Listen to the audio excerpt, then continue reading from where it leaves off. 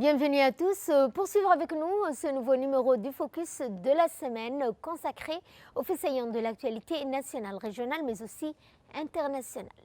Et en ce début de Focus, nous allons à Abidjan, la capitale de la Côte d'Ivoire, auquel le chef de l'État Ismaël Omar Guelleh a pris part à l'investiture de son homologue Alassane Ouattara. Les détails dans cette séquence.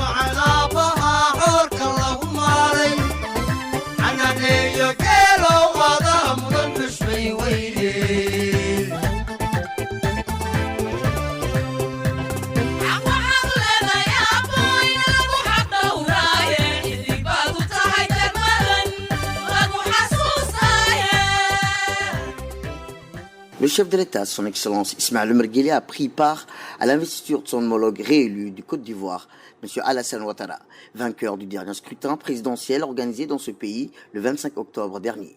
Placé sous le signe de la sobriété, cet événement s'est déroulé sur l'esplanade du palais présidentiel d'Abidjan, d'une capacité d'accueil d'environ 1200 personnes.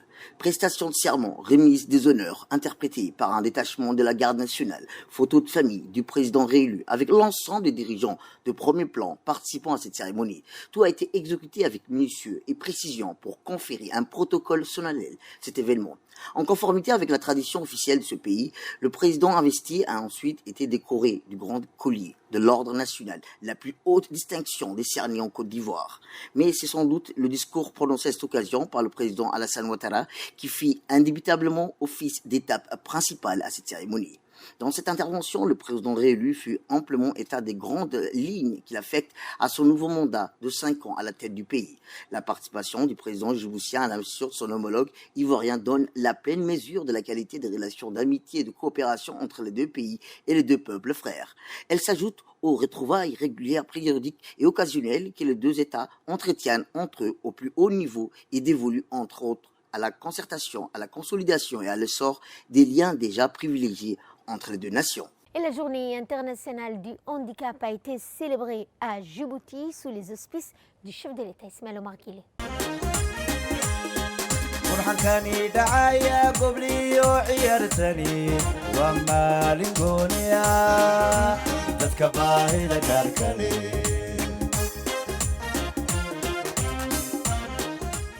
Sous le haut patronage du président de la République, son Excellence Ismaël Omar Guelleh, l'Agence nationale des personnes handicapées a organisé au Palais du Peuple la célébration de la Journée internationale des personnes handicapées qui coïncide avec la clôture de la Semaine nationale de l'handicap.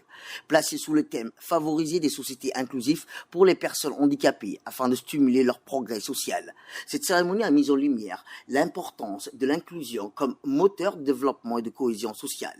La thématique retenue cette année illustre l'intérêt croissant à l'engagement collectif envers les personnes en situation de handicap. Elle s'inscrit dans la dynamique des objectifs de développement durable portée par l'impulsion du président de la République, son Excellence Ismaël Omar Guelleh, qui n'a ménagé aucun effort pour l'amélioration des conditions de vie à l'intégration des personnes handicapées dans les institutions et administrations publiques pour bâtir une situation et une société plus équitable et solidaire. À son arrivée, le président de la République, son Excellence Ismaël Omar Guelleh, a été accueilli par le Premier ministre, M. Abdelrahman Al Mohamed, le directeur de l'Agence nationale des personnes handicapées de Al Saïd Mahamoud. La cérémonie s'est poursuivie par la visite du président de la République, son Excellence Ismaël Omar Guelleh, par les différents stands culturels exposés au sein du Palais du Peuple.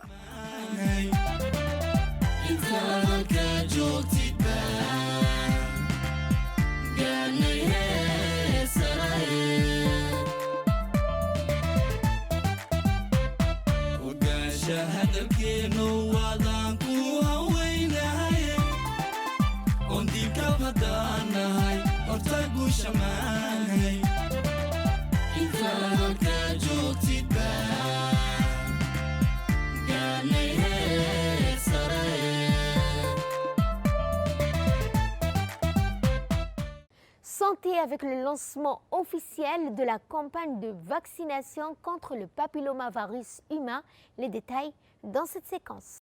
La République de Djibouti a franchi une étape majeure dans sa politique de santé publique avec le lancement officiel de la campagne nationale de vaccination contre le virus du papillome humain. Cette initiative destinée aux jeunes filles âgées de 9 à 14 ans vise à renforcer la prévention contre le cancer du col de l'utérus sur l'ensemble du territoire national. Pour marquer ce moment historique, une délégation ministérielle de haut niveau s'est rendue au polyclinique Ahmed Maki afin de présider la cérémonie d'ouverture et d'assister aux premières séances de vaccination. La délégation était composée de Dr Ahmed Roble Abdillah, ministre de la Santé, M. Mustafa Mohamed Mahamoud, ministre de l'Éducation nationale et de la formation professionnelle, Mme Mouna Ousmane Aden, ministre de la Femme et de la Famille. À leur arrivée, les ministres ont été chaleureusement accueillis par les habitants des quartiers d'Anguela, du quartier K, témoignant de l'enthousiasme et du soutien des communautés locales pour cette initiative cruciale. Dès leur allocution, les membres du gouvernement ont souligné l'importance de la prévention et affirmé l'engagement de l'État à protéger la santé des jeunes générations. Ils ont ensuite visité les locaux du service de vaccination de la polyclinique. Ils ont pu constater le bon déroulement des opérations, échanger avec le personnel soignant, les premiers bénéficiaires ainsi que leurs familles. Ce lancement marque le coup d'envoi effectif d'une campagne nationale ambitieuse, porteur d'espoir pour l'avenir, illustrant ainsi la détermination du gouvernement à promouvoir une santé publique inclusive et durable. Et la journée internationale de la corruption a été célébrée ce 9 décembre à Djibouti, notamment avec cette tournée de la présidente de cette institution. Les détails avec Samatar Saïd. À l'occasion de la journée internationale de lutte contre la corruption, célébrée chaque année le 9 décembre, la présidente de la Commission nationale indépendante pour la prévention et la lutte contre la corruption, Mme Badria Zakaria Cher, et son équipe, accompagnée des enseignants et fait une tournée éducative dans certaines écoles primaires, dont l'école primaire Gabo 2, Tek et l'école primaire Gachamale. L'objectif était de donner tout son sens au terme et au thème de la journée, c'est s'unir avec la jeunesse contre la corruption, former l'intégralité de demain, un thème qui met bien en exergue le rôle essentiel de la jeunesse dans la prévention et la lutte contre la corruption. Lors de son passage dans les écoles, l'équipe de la commission a animé activités civiques, pédagogiques pour aider les jeunes élèves à comprendre la corruption, l'intégralité d'honnête et respecter des biens autrui. Les enfants ont travaillé à y reconstituer eux-mêmes l'arbre d'intégralité. Ils ont aussi assez des supports de sensibilisation dans un livre de bande dessinée et bonnes pratiques produit par la commission pour les élèves. Ce livre, à travers des cours d'histoire inspirés de leur quotidien, illustre les comportements injustes, les bonnes décisions à prendre et les attitudes à adopter face aux situations malhonnêtes.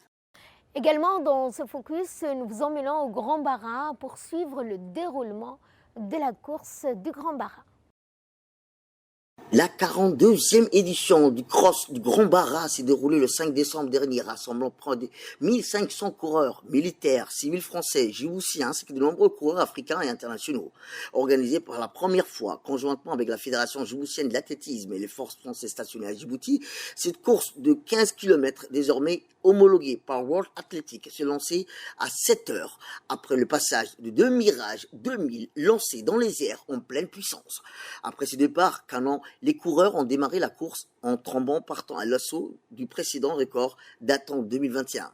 Hommage rendu aux derniers vétérans du célèbre bataillon des tirailleurs somaliens disparu le 6 février dernier. Dans la catégorie hommes, Fatah Ismail des forces armées djiboutiennes, un des athlètes djiboutiens le plus talentueux de sa génération, s'est pas imposé en 42 minutes et 14 secondes. Un nouveau record de la course. Il a été talonné de près par Hussein Sougui et Aden Ouaberi. Rappelons que les féminines n'est pas en reste. Zora Mohamed Ali de la garde républicaine a fini première du classement en signant un temps de 49 minutes et 33 secondes. Elle devance Khadra Mohamed et Malaika Mohamed, également de la garde républicaine, et Ali Mohamed Hussein qui a remporté la course Crystal Bara de 7 km parcourue en 27 minutes. Fatouma Djibril a gagné chez elle les féminines de 7 km en 24 minutes et 22 secondes. Et dans l'actualité régionale et internationale, la Commission de l'Union africaine salue l'accord de paix signé entre Washington et la République démocratique du Congo, ainsi que de Rwanda. La Commission de l'Union africaine a publié le 4 décembre dernier un communiqué saluant la signature à Washington d'un accord de paix entre le RDC et le Rwanda, qualifiant cet événement de jalon important vers la paix durable, la sécurité et la stabilité dans la région des Grands Lacs. Dans son message, le président de la Commission de l'Union africaine, M. Mohamed Ali Youssouf, a exprimé sa reconnaissance pour le soutien constructif apporté par les États-Unis et en particulier l'implication personnelle de Donald Trump ainsi que celui de l'État du Qatar, saluant le rôle diplomatique dans la création des conditions conditions propices à cet accord. La Commission africaine a réaffirmé son engagement à accompagner la mise en œuvre effective de l'accord et a appelé tous les acteurs concernés, gouvernements, groupes armés, sociétés civiles, partenaires internationaux à honorer leur engagement pour assurer une paix véritable et la réconciliation du développement de la région. L'accord signé à Washington intervient alors que les deux pays étaient engagés dans un processus de médiation. Au Maroc, il y a cette déclaration de Marrakech, édition 2025, montrant que l'eau est une priorité mondiale. Le 19e congrès mondial de l'eau s'est tenu à Marrakech, au Maroc, du 1er au 5 décembre dernier, réunissant plus de 1500 participants, dont des experts, chercheurs, décideurs, représentants de la société civile et du secteur privé. Venus de nombreux pays, le congrès a adopté la déclaration de Marrakech, appelant à faire de l'eau une priorité mondiale et à intégrer sa gestion dans toutes les grandes plateformes internationales liées au climat, à la sécurité et au développement de la santé. Les participants ont mis en avant l'urgence d'innover, adapter les systèmes hydriques face aux pressions croissantes, notamment le changement climatique, l'urbanisation, la demande agricole et l'industrialisation de la pollution. Des solutions durables ont été identifiées telles que le dessalement de l'eau de mer, la réutilisation des eaux usées et la récupération des eaux de pluie. Et pour clore ce focus, nous allons à Gaza où 57 000 foyers vivent sous le seuil de la précarité extrême. Les détails dans cette séquence. L'ONU tire une nouvelle fois la sonnette d'alarme sur une réalité particulièrement frappante. Ce sont désormais des dizaines de milliers de femmes qui doivent porter seules leur famille dans des conditions de survie extrêmes. Détail, le constat de fonds des Nations Unies pour la population est glaçant. Plus de 57 000 foyers à Gaza sont désormais dirigés par des femmes. Beaucoup ont perdu leur mari ou leur compagnon dans le conflit. Elles se retrouvent seules, chefs de famille, dans un contexte d'apocalypse, sans aucun revenu pour nourrir leurs enfants. Nombre d'entre elles sont extrêmement vulnérables et n'ont aucun revenu pour subvenir aux besoins de leurs enfants. La plupart des familles vivent encore dans des abris surpeuplés où la faim, les maladies les menacent quotidiennement. Et c'est ainsi que se referme ce focus. Merci à vous de nous avoir suivis.